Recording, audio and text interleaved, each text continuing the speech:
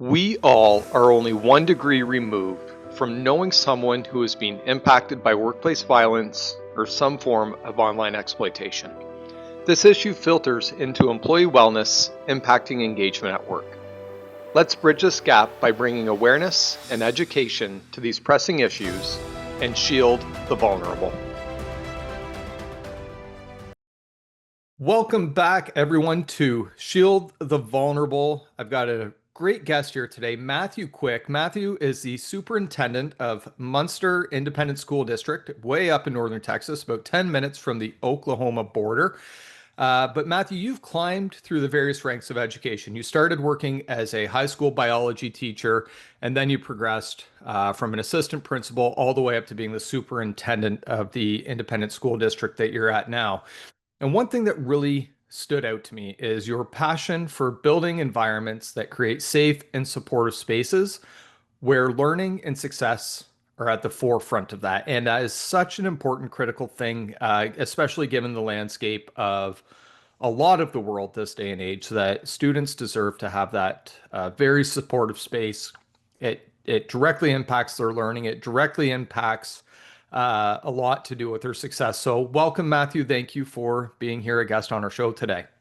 Thank you very much. It's an honor to be here, and I look forward to discussing such an important topic that plays a pivotal role that's at the forefront of every major discussion involving school safety and just the overall public school experience. Yeah, well, it's no secret today, and it seems to be more and more prevalent every time you turn on something from the news, whether it's in school, healthcare, retail settings, is active threats, active shooter situations. And when you and I first met, we had that discussion. I know Texas has got House Bill 3, which part of that is about contributing towards safer schools, and there's a lot that goes with that. And one of the things that from House Bill 3 is that schools in Texas are supposed to have an SRO or a school resource officer on site. But you introduced me to a whole other workaround about that, or a way in which other schools are dealing with it, and it's called the Guardian program. So Correct. how like what is the Guardian program? How does it work? So, Guardian Program is a program that's designed to train uh, undisclosed, it's not public knowledge, employees within the district that are strategically placed to be the first response in the event of an active shooter scenario. So they're basically, their main role is to protect our staff and students until police officers can arrive, and then they take over. But you select a various number of employees, you run them through rigorous background checks. They do quarterly trainings with police officers, as well with marksmanship and just tactics. They do training off campus and on campus with our local police force, so that they're familiar with each other, what they're supposed to do until the police arrive, how they're supposed to identify themselves, and just really have a scenario in the event of an active shooter on various aspects of our campus. As with most school districts, there are many, many buildings within the district, and so depending on the situation, there's a lot of different steps that are involved in how to address that threat to reduce any kind of major loss of life or injury to the maximum extent possible until the police arrives on site and takes over. Yeah. Now you're a smaller school. What do you say, about 500 students overall? Yeah, about five, Yeah. six. Yeah, and somewhat in a rural, isolated area, but you're getting some level of frequent police presence as part of general patrol, right? That they're doing a lot of drive-bys with your school and trying to stay on top of their overall physical presence there. Oh yeah. So I probably talk to the police chief on a monthly basis. He comes to most of our events, whether it's open house, meet the teacher, football games, basketball games. They usually try and drop by periodically. Also, I just reached out to our local Texas state trooper uh, Department of Public Safety and said, hey, if y'all are ever available, if y'all could just come and sit in the parking lot, You don't have to walk the campus, just be visible in our public areas every once in a while. I would really appreciate it. And they did an amazing job, and they're here probably almost once a week. And they'll just Amazing. pull up in our parking lot by our cafeteria, where our kids get dropped off, and just, sit in their vehicle for a few minutes. They might peruse around the district, and then they head on to work. And so just doing that little bit of thing, had a lot of comments from our community and staff showing that appreciation. And it's just a small little request that, I don't know that most people realize how available they are and how much Hmm. of a big impact seeing that vehicle sitting, not in the middle of everything, but off to the side, kind of. Yeah. We're here in the event that anything happens. We're here to support the school. So it's little things like that that can make a big difference. Oh, and coming from law enforcement background, right? When you're just when it that's part of that community policing aspect. Right. When you are there, right? We're not just here when something happens, right? We're here to help support the school, show our presence. That does go a long way, right? It goes a long way with building the trust, the relationship with the parents, the staff, the students. There's a whole lot with that. And so, you obviously you haven't spent your whole career in Munster, right? In a small Right. school area. You have worked in schools with 2,200 students in a high school, or 15,000 students in the school district. Right. What do you see like in that difference from going from couple questions here when you're from that relationship with police, right? Going, hey, we're not just like a small one-off here, right? When you worked in a bigger district, did you have that same type of relationship with law enforcement, or was it as easy to maintain? Well, in the bigger school district I was in, we did have an SRO on campus, and so that was my main contact. But we had when you have that many students and parents going to stuff, you do build relationships with the police. Usually you have five or six that are pretty consistently on duty for Hmm. various events, so you do build rapport. It's a little bit bigger group of people that you're having to be in contact with, as opposed to, a small school district where it's two or three people and you're in contact with them all the time because that's all you have. And so it's definitely a different level. Um, but I think after a while, you become close with certain ones that tend to, excuse me, that tend to come to the school events, because you always have those ones that either have kids or family members that are at your school. And so big school or little school, that you tend to have those that lean on being available, and they know the parents or they know the community a little bit better. And so the police department usually does a good job of putting those people in place to be the most impactful. Yeah. But yeah, it's definitely different. You're only one person.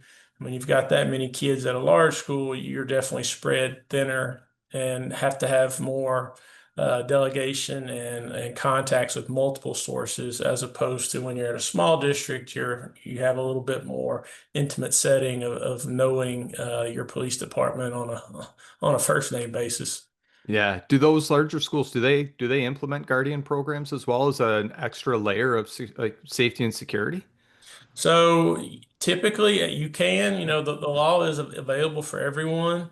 But what schools are really starting to do here in Texas is create their own police departments within the school district. And so they'll have like you would have if we did that here, it'd be Munster ISD Police Department.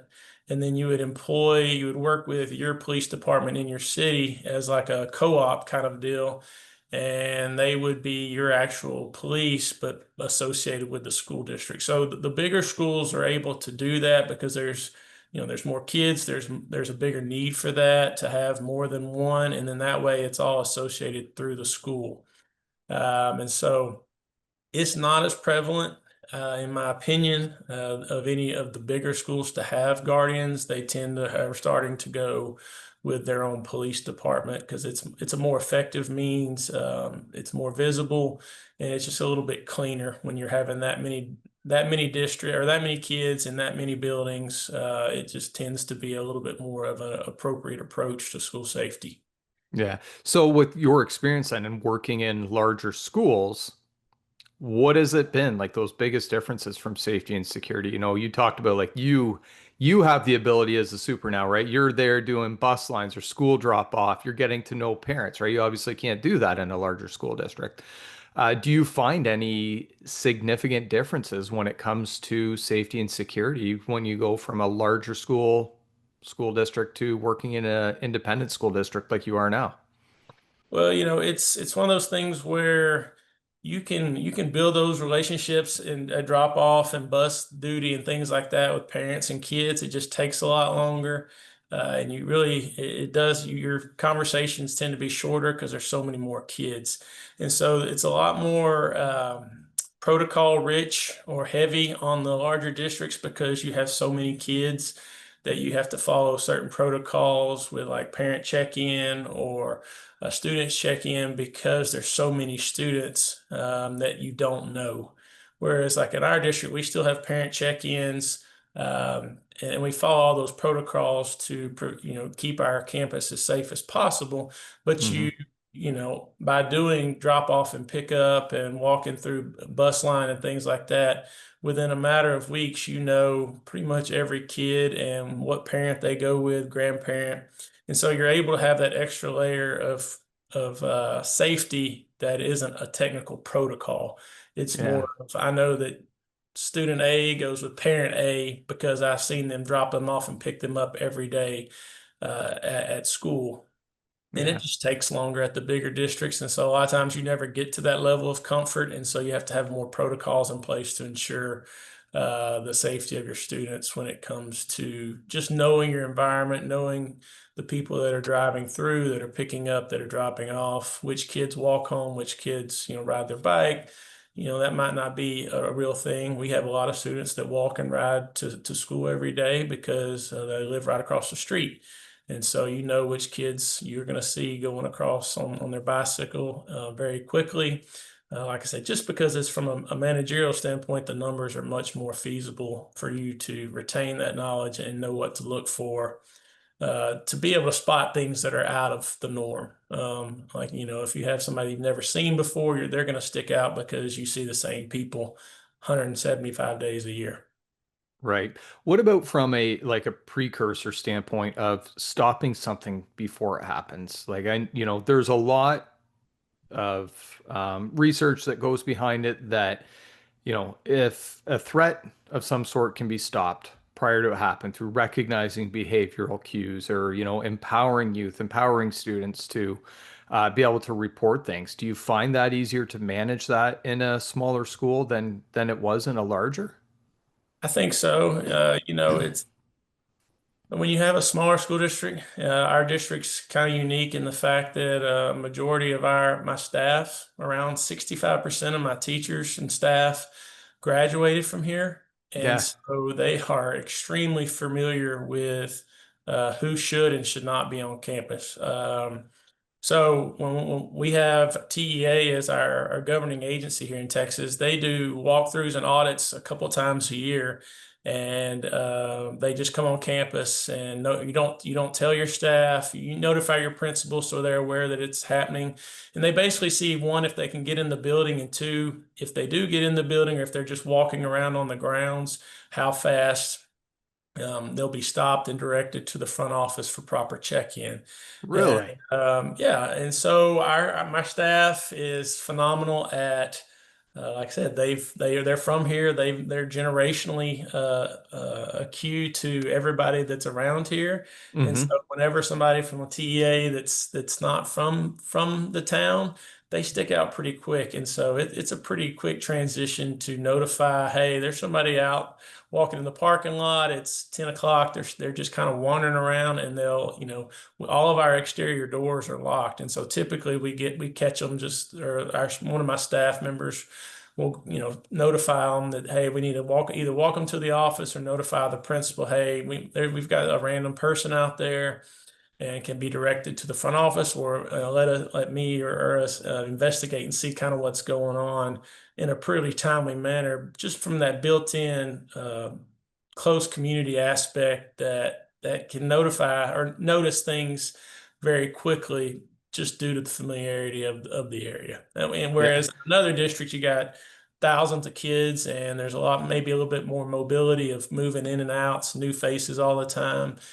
So there's a different level of obstacle there that we Yeah. just have to worry with. Well, and when you told me that initially, that 65% of your staff have actually graduated from Munster, like I think that's such a cool thing that speaks to your culture, to what you've developed, to what you've maintained over years there, that people who were educated there actually want to return there. And I think that that contributes so much to that culture of safety. Yes. And so, this is I just completed my first year. And so this has been something that has gone on in this community for a long time.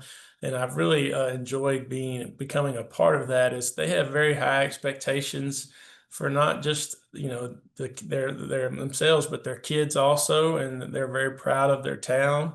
And it's a very safe place. And so they have that high on their expectation list of civic duty to see something, say something. I know that's kind of a cliche statement, It's so but it's true, though. something that they're important. It's important to them that their kids feel safe riding down the street to the school, or that they feel safe in the community when we have various events or just out and about, being in the community. So it's something that's taught generationally from parent to student, and it transcends generations so that you have that built in. It's not something that we do the required trainings, we do the safety checks. We're constantly looking for ways to make sure we're not missing anything, but it's also just ingrained in the community of this is home.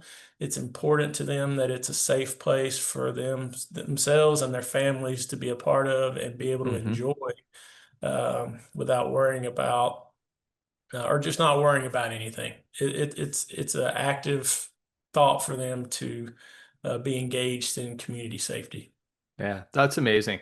So I want to flip the gears a little bit here, and moving from to another overall type of threat, and that's in this day and age is both online child exploitation and human trafficking. The average age of entry into trafficking is 13 years, and so often, I know your area. I know you're close to, you're north of Dallas, about an hour away. You've got a lot of major interstates that are running through your school. But trafficking, even this day, like it's not just, kidnap somebody or grab them, right? I mean, it eventually can lead to that, but it's happening with devices in kids' hands, right? Those, that grooming begins, and there's so many things. And, we can talk about House Bill 1481, where there's no cell phones at schools in Texas. But what are you seeing from in your community or in your areas being close to major city centers like Dallas, Fort Worth, when it comes to just the topic of human trafficking itself? We're near an interstate. We're about 15 miles from a major interstate, and so it is something that we do try and make our students aware. And it's one of those. It's slowly growing as Dallas didn't all that. If Fort Worth start growing north, growth is coming our way, which increases the frequency of those things being an issue in our community. And so it's something that is important to us as well, with our kids knowing the difference, knowing how to navigate social media and the internet and all it's impossible to know, the entirety of it, but just trying to get them to think past that everybody's good and that everybody has the best intentions for you, and making those cognitive decisions to be open with adults or their parents about various phishing techniques of how to get these kids to reveal things to where they can possibly be exploited. And I think House Bill 1481 is gonna there's gonna be some growing pains, as Hmm. far as with parents and being able to communicate and make those connections. But I think overall it's gonna really gonna help us have the focus back on education, as well as limit those interruptions throughout the day as well, because they're spending 8 hours a day with us, and now that's going to be severely limited on social media, internet, all the things, all the negative aspects of it. Technology has a lot of positives, But if you can control that to some extent and use it for mostly good in the educational process as opposed to distraction on the social media aspect, I think it's going to have a positive impact on helping our kids disconnect a little bit from the negative pathways that it gives them. Hmm. So how does 1481 work exactly? Like, it's no cell phones at schools, or can a kid bring their phone and that's just got to be off during the day? Do they got to turn it in at the start of the day? So the bill gives the school the power to determine what that means. It gives them up the power to say no cell phones, or it's really not just cell phones. It's anything that can communicate. Yeah. So that's iWatches, that's AirPods, that's anything that can transmit a signal. And so Wow. laptops, we provide all our students with Chromebooks. And so Hmm. they'll be able to use that, but that really is just it's our prerogative on how we want to handle that. The problem with there's a lot of obstacles when it comes to having them not have them on campus at all, with all the extracurricular activities that occur after hours and how they're going to tell their parents when they're getting home, where they are. In the event of emergency, having one cell phone for say 50 to 100 kids would cause a problem. And so, we're taking the approach of they'll be put up while on campus during the school day.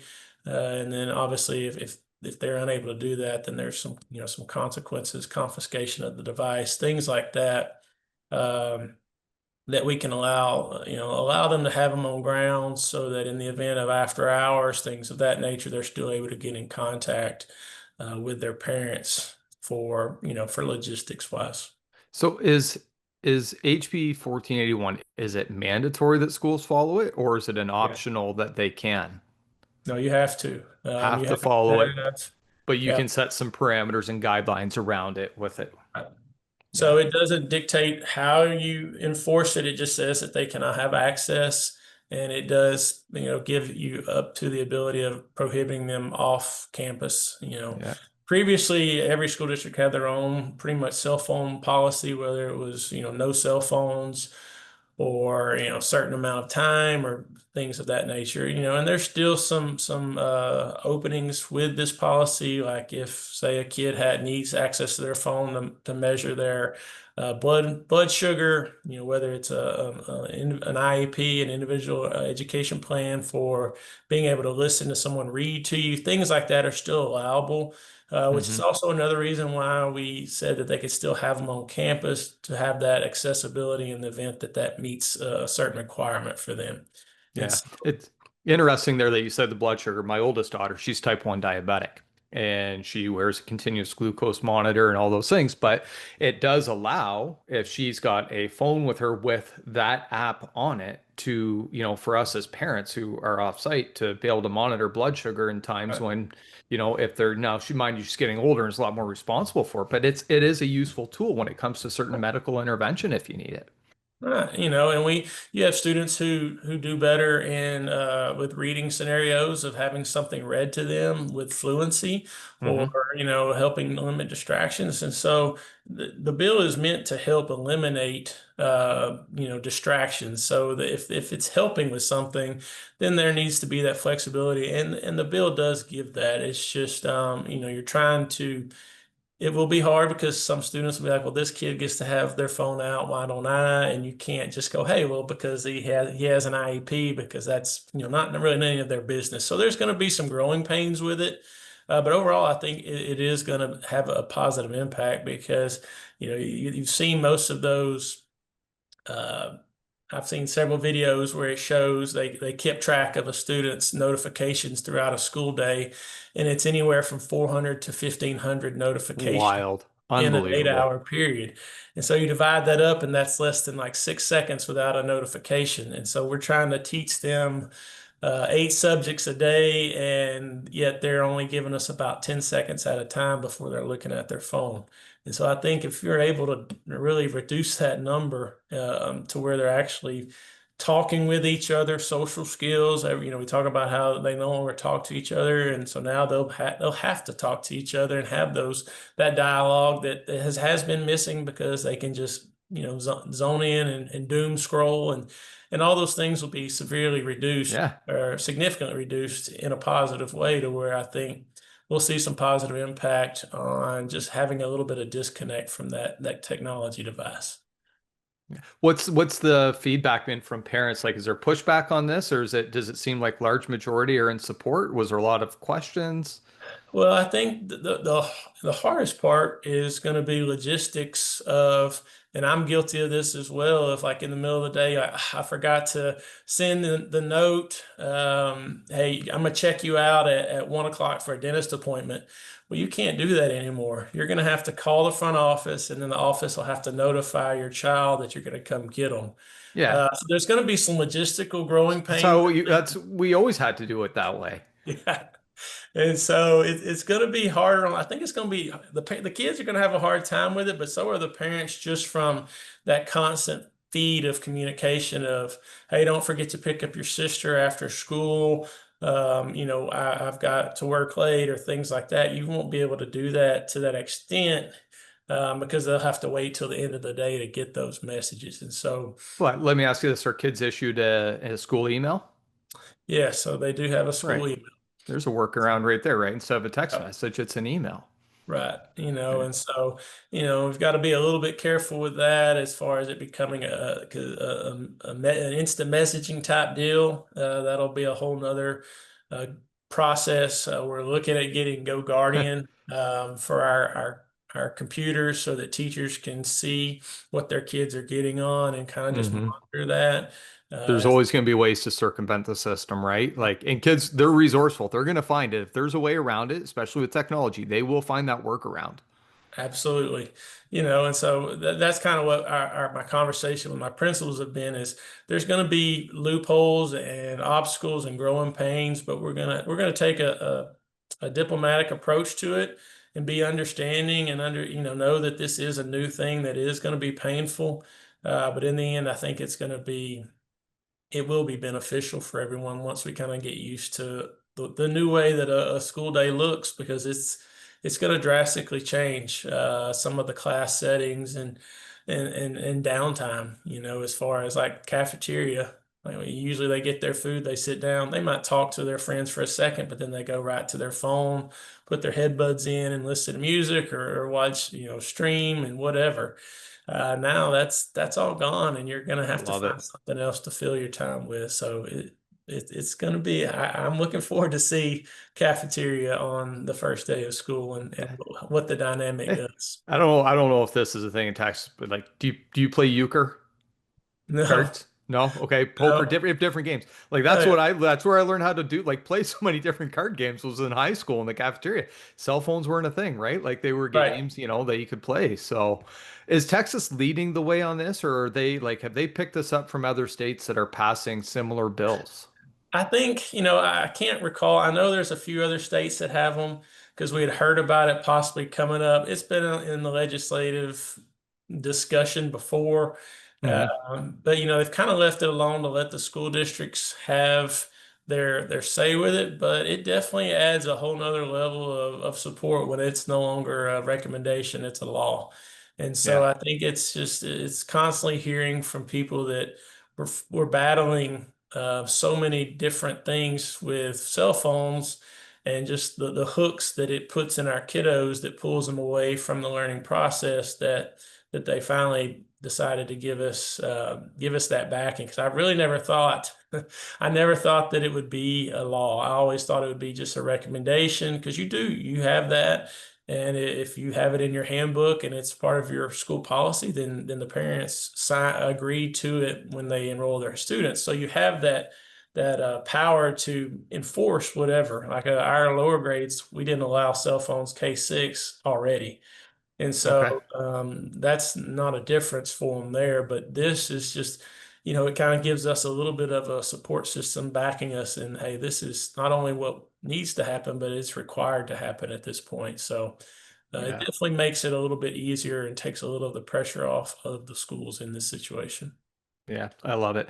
Uh, from an education or a school perspective, right? You're one school, like you're K-12, 500 some odd students, but you get funding per student that go there every year. And if you gain 10 or 15 students, that can drastically increase your funding. Equally, if you lose 10 or 15 students, that like those things can really hit home.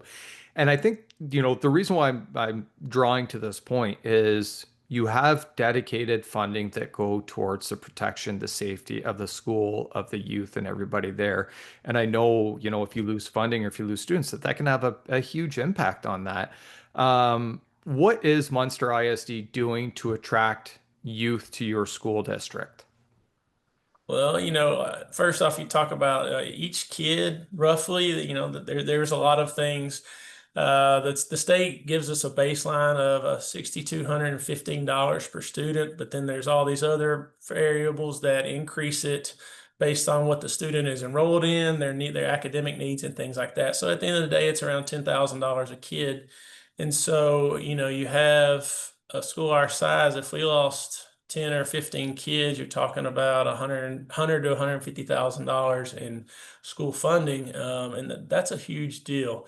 And so, with the new voucher program or the educational savings accounts where a student can basically go to any school they want, and the state will give that school $10,000 a kid to enroll, you've almost created a charter system within itself where public schools are having to really publicize what they can provide as an educational or an overall educational experience for their kiddos. And so at Munster, we're really focused on a couple things.